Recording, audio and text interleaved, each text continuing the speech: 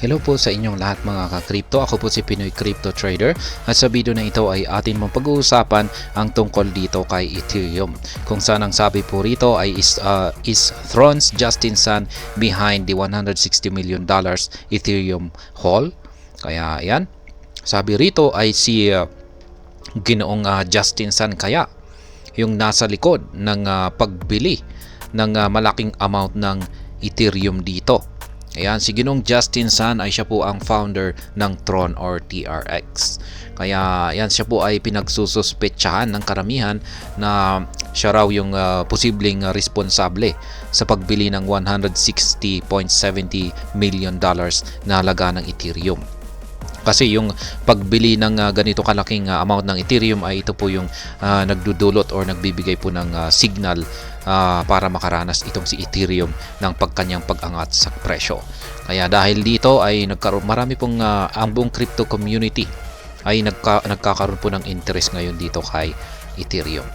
At ayan, bago po tayo magpatuloy ay nais ko lamang po munang bigyang linaw ang aking disclaimer kung saan ang nilalaman po ng video na ito ay hindi po ito isang financial advice. For education and information purposes lamang po ang layunin nito. Maliban po dito ay nais ko na rin pong magbigay babala na wala pong kahit anumang group chat ang Pinoy Crypto Trader. An address suspected to be associated with Justin Sun, the founder of Tron, has reportedly acquired $160.7 million in Ethereum. This move has sparked speculation and interest within the crypto community, potentially indicating a bullish outlook for Ethereum. Kaya yan pong muli, si Ginoong Justin Sun ang iniisip po ng karamihan na may kagagawan sa pagbili ng $160.7 million na halaga ng Ethereum. At dahil sa naging action po na ito, yan ang isang bumili. Yan dahil sa pagbili ng malaking amount ng Ethereum na ito ay ito po yung nagdudulos sa kanyang nararanasang pag-angat sa presyo. Ethereum's bullish signal tied to Justin Sun's activity. The transactions were executed through Binance, one of the leading cryptocurrency exchanges, and various decentralized exchanges. The wallet, identified by the partial address TWGHNC, has attracted attention to its significant activities.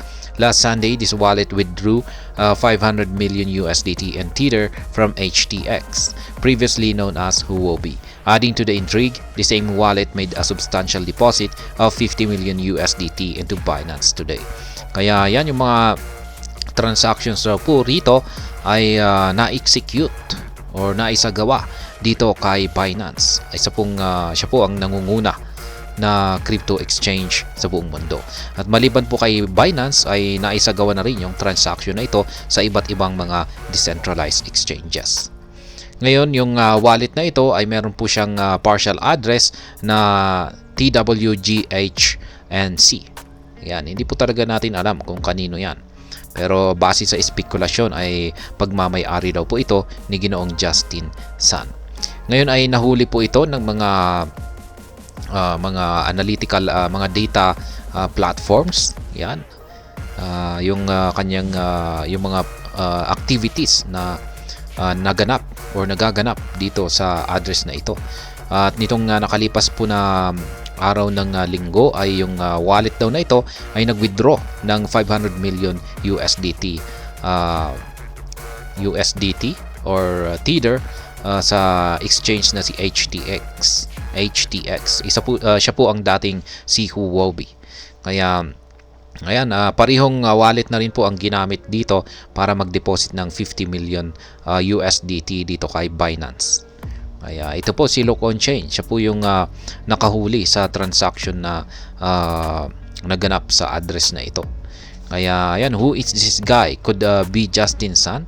Yan, wala po talagang nakakaalam, pero yan lamang po talaga yung iniisip ng karamihan na baka malamang ay si Ginoong Justin Sun ito. Analysts have pointed out that the magnitude of these transactions suggests that someone with substantial resources and influence in the crypto world like Justin Sun could be behind them. This speculation is further supported by the wallet's transaction patterns, which show a notable correlation with another address, 0x7a95. These patterns include a deposit of $5.4 million to HTX by TWGHNC and a similar withdrawal in ETH by 0x7a95 from HTX.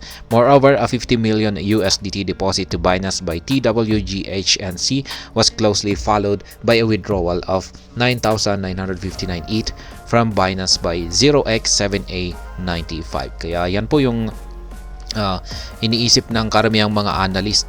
Yung tanging makakagawa lamang daw po sa napakalaking transaction na ito ay isang tao na may resources or talagang mayaman na tao or sobrang yaman na tao.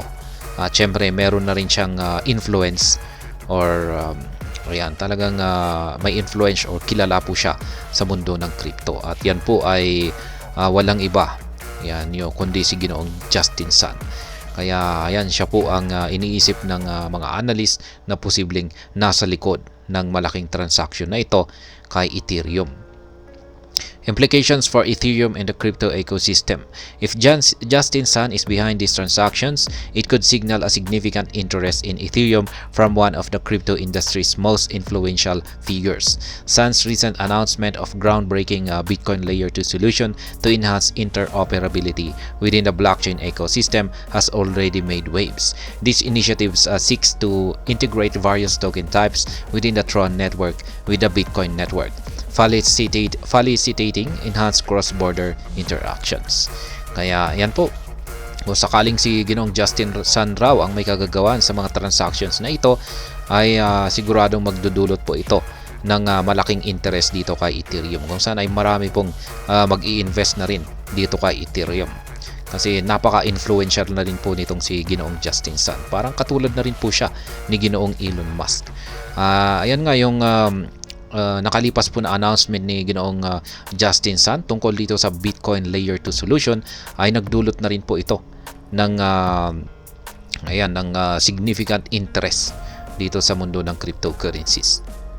This development is a milestone for Tron and represent a significant leap forward for cryptocurrency, with plans to bridge over $55 billion in value to the Bitcoin network. Tron's initiative could bring vitality to the leading cryptocurrency. It underscores Tron's commitment to advancing blockchain technology and promoting platform collaboration. The acquisition of $160.7 million in Ethereum by a wallet linked to Justin Sun could be interpreted as a bullish signal for Ethereum. It reflects a growing interest and confidence in Ethereum's potential from individual investors and prominent figures in the crypto industry. This move could influence market sentiment and dynamics, further cementing Ethereum's position as a leading cryptocurrency. Kaya yan, kung talagang may katotohanan daw na ang $160.7 million na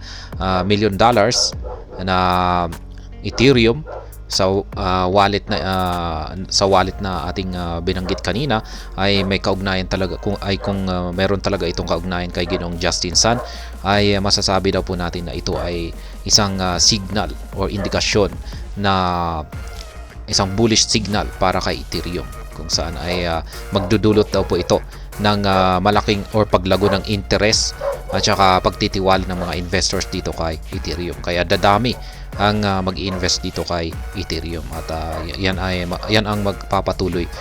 Yan po yung magdudulot ng patuloy na pag-angat sa presyo ni Ethereum. Pero yan, sana ay magsalita si Ginoong Justin Sun kung siya nga ba talaga ang nagmay-ari sa yan, or siya nga ba ang nasa likod ng malakihang pagbili ng Ethereum na ito, para at least ma-confirm. Kasi malay natin baka hindi pala siya. Kaya ayan, hanggang dito na lamang po tayo sa video na ito. Sana po ay inyong nagustuhan ang aking paliwanag dito. Kung inyo po itong nagustuhan, pag-click lamang po ang like button nito. Para naman po sa mga bago lamang dito, kayo po ay aking inaanyayahan para mag-subscribe. Pag-click na rin po ang bell icon nito dahil ito po ang siya magsisilbing notification nito sa mga bago kong videos na aking pong ina-upload sa aking YouTube channel na ito.